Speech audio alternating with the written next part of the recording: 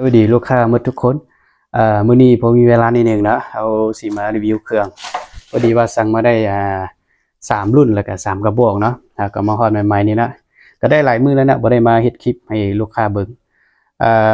บอกแทมอีทนี่เนาะจะเป็น MC เป็นของไซงอนเนาะสุดยิงนี่อ่ากล้องจะเป็นกล้อง Discovery นะ C-16 คูณใน42ไทยนี่จะพักได้เนาะไทยนี่พักได้เนาะสุดยิง วาล์วจะเป็นวาล์วปรับนอกทางจะเป็นทางอะลู0.42เราจะเป็นเราทีเคเนาะยาว50 12เกี่ยวเรานี่เอาครับประกัน6 เดือนให้เนาะลูกค้าเอาน้ำเฮาแท็กกูมโอเคมาถึงจัดส่งให้เนาะบอกนี้ราคาเหมือน7 ล้านได้เครื่องครบสุดเลยคนใดสนใจก็ติดต่อมาหาเนาะเขาสั่งมาบ่ได้หลายเนาะ MC นี่เนาะได้เดี๋ยวเนาะ MC นี่ลูกค้าน่าจะใส่หลายแล้วเนาะเพราะว่าราคาบ่ได้สูงหลาย MC นี่นะเดี๋ยวนี้ก็โอเคเนาะนี่นะ7 ล้านนี้ได้ทั้งกล่องสู้ได้ทั้งลูกนะบอกนี่นะต่อไปเป็นบอกที่2เนาะที่2นี่ถ้าเป็นเคส2เนาะลูกค้าอาจจะหลายคนอาจจะฮู้อยู่เนาะตัวนี้จะเป็นเคส2เนาะส่วนนี้เป็นของไซงอนเนาะวาล์วเป็นวาล์วกริกแก๊สนะวาล์วปรับไหนทางเนี่ยเป็นทางอะลู0.42เราจะเป็นเราที่เกียร์12เกียวเนาะเขาใส่มานี่จะเป็นกล้อง Discovery C-16 คูณใน42นี่งามหลายนะตัวนี้จะเป็นตัวเซตไก่นะนี่นะตัวนี้แล้วดึงขึ้นถึงออกในนี้นะบอกนี้ราคาเครื่องครบสุดเหมือน7 ล้านกับ6 แสนบอกนี้นะลูกค้าคนใดสนใจก็ติดต่อมาหาเนาะมีลูกค้าเซ็ตมาหาถามเนาะหลายคนอยู่เนาะว่าเฮ็ดคลิปก่อนเนาะเขาจึงแนะนำให้ K2 นี่ใส่เบาปั๊บไนท์แล้วก็ MC นี่ใส่เบาปั๊บนอกเนาะเพราะว่าเคส2นี่ใส่เบาปั๊บไนนี่มันจะดีกว่าเนาะเวลาเขายิงมันก็แห้งเนาะก็ดีMC เนาะถ้าว่าเอาเบาปั๊บไนนี่มาใส่ MC นี่ยิง MC จะบ่ค่อยแห้งเนาะมันอาจจะย้อนสอัดอยู่กระแทกเบานี่มันอ่อนเราจึงแนะนำให้ลูกค้าเอาเนาะบ่ว่าเอาทั้งท่านอื่นก็ได้เนาะให้แนะนำเอา MC นี่เอาเบาปั๊บนอกเนาะคือที่เขาประกอบนี้เอาวาล์วปั๊บนอกนี้เคส2นี้แนะนำให้เอาวาล์วปั๊บในเนาะเพราะเขาลิ้นมาด่วนน้ำหูเนาะอันไหนที่มันดีก็อยากให้ลูกค้าได้ใส่เนาะตัวนี้ตัวนี้ต่อไปจะเป็นรุ่นตักติโก้เนาะตักติโก้ของไซงอนเนาะตัวนี้รุ่นนี้เนาะเขาอาจจะรีวิวมา2-3 คลิปแล้วตัวนี้นะ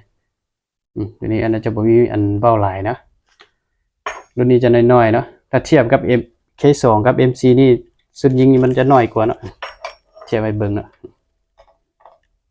สุดยิงน้อยแล้วก็บางอีกเนาะบางแล้วก็เบาอีกตัวนี้นะแต่พวกนี้เขาประกอบมันจะเป็นเบากริกเก็ตเบาปั๊บในเนาะรุ่นนี้จะยิงเบาตรงเด้เบาตรงอันนี้นะอันนี้จะมีเบาตอเนาะอันนี้เนาะเป็นเบาตอเนาะอันนี้เบาตรง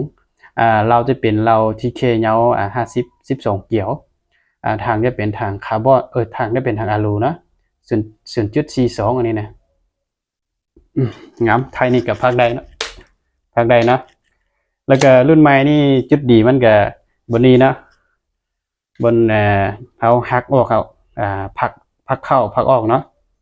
ตัวนี้มันจะมีส่งน็อตใหญ่ๆนี่เนาะหันสายจับเนี่ยมันแน่นดีกว่ารุ่นเก่านะตัวนี้นะแล้วบนที่เขาเข่งสะอาดกันแทกเนาะกับบนนี้เลยนะตัวนี้บนแดงๆนี่จะเป็นตัวเซตไก่นะนี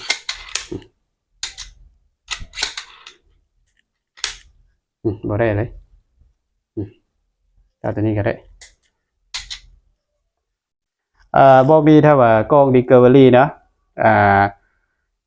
ราคาได้อยู่ที่8 ล้านกับ8 แสนได้สูบน้ำได้ลูก2 กับแถมให้เนาะทำคลิปนี้นะเนาะจัดจอคลิปนี้ส่งมาเอาแถมลูกให้2 กับให้เลยลูกค้าคนใดสนใจก็ติดต่อมาหาเนาะติดต่อมาหาอันนี้นะเดี๋ยวสิมาให้เบิ่งเส้นเลนกล้องนี่4-16คนให้42เนาะเพื่อลูกค้าบางคนเขาอยากเบิ่งนะมีหลายคนถามหานะว่าอยากเบิ่งเส้นเลนเดนะให้เบิ่งนะเห็นแจ้งเพราะนะเส้นเลนรุ่นนี้จะเป็นรุ่นใหม่นะมันจะมีเป็นเลข2 3 4 5 6นะ มันจะมีเป็นแบบนี้เดี๋ยว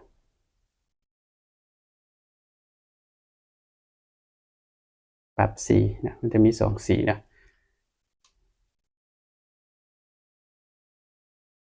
มันจะเป็นสีแดง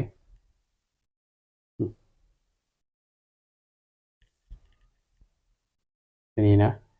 ไอ้เบิ้งก็เข้านี่เนาะลูกค้าคนใดสนใจก็ติดต่อมาหาส่งเส้นเด่นรายละเอียดให้เบิ้งเนาะอ่าลูกค้าคนใดสนใจเนาะอยากฮู้เนาะอยากฮู้เครื่องตัวใดละเอียดตัวใดเนาะแล้วก็เซตมาถามได้เนาะแล้วเครื่องลูกค้าตัวใดที่ใช้มันบ่ดีบ่พวกซิมพวกพวกหัวจูบนี่ซิมอย่างซิมลมออกบ่ก็ติดต่อมาหาเนาะหัวจูบเดี๋ยวนี้เขามีขายเนาะมีขายให้เนาะเครื่องประเภทนี้เขามีเนาะแล้วก็ลูกนั่นลูกเบอร์2นี่เนาะตัวนี้ลูกเบอร์2ตัวนี้ก็มีเนาะนี่เนาะเอาไข่กับ150,000นี่นะลูกค้าสิเอาไปขายต่อก็โทรมาหาเลยเนาะสิสั่งนะเขา10กลับขึ้นไปเขาสิหลายราคาส่งให้เนาะตัวนี้ลูกเบอร์2เนาะอันนี้นะนี่ถึงดีเนาะอันนี้เนาะตัวนี้เป็นของงานเวียดเนาะอันนี้เนาะมันแข็งยังถึงดีอันนี้นะลูกค้าจะมักหลายคนอยู่เนาะตัวนี้แจ้งว่าลูกนี่เขาฝากบ่มีเก็บปลายทางเด้อมีแต่ต้นทางลูกนี่นะแล้วก็ซูมนี่ก็มีขายเนาะตัวนี้ราคาจะเป็น700,000กับ50,000นี่นะลูกค้าคนไหนสนใจก็ติดต่อมาหาตามนี้เนาะลูกค้าอยากได้เครื่องตัวใดก็เซ็นมาหาเนาะพวกตัวมีพวกฟักโตมันอย่างยังมีอยู่เนาะ